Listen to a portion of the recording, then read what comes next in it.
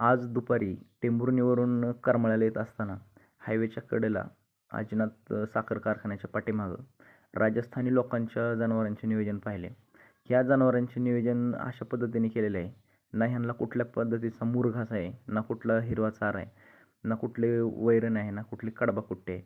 ही जनावरं फक्त ना फक्त ऊसाच्या पाष्टीवर निवांतपणे खाताना दिसतात.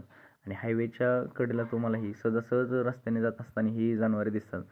आणि प्रत्येक जर पशु पाहिला तर एकदम तगडा आणि सुडौल, व्यवस्थित आणि निरोगी असल्यासारखा एकदम मस्त असा दिसून आला. तर ह्यांचं कसं पद्धतीने नियोजन आहे, मुक्त संचार आहे आणि कडनी कातडी टाकलेली आहे आणि कडक वरतून ऊन आहे. आता अशा पद्धतीने ह्यांनी राजस्थानी लोकांनी नियोजन केलेलं आहे. एकतर राजस्थान म्हणलं की त्या साईडला पूर्ण वाळवंटच आणि बहुतेक तिकडचीच ह्यांना थोडीशी काटकसर कशी असते आणि जनावरांना खाणं काय असायला पाहिजे तिकडचीच ही पद्धत इकडं अवलंबून करतात. आपल्या इकडच्या शेतकऱ्यांना बऱ्याचशा ठिकाणी मुरघास असून, हिरवा चारा असून, एकर एकर रान गुंतवलेलं असून, पाणी भरपूर असून सुद्धा कधी कधी दूध व्यवसाय परवडत नाही असं त्यांच्या म्हणण्यातून येतं.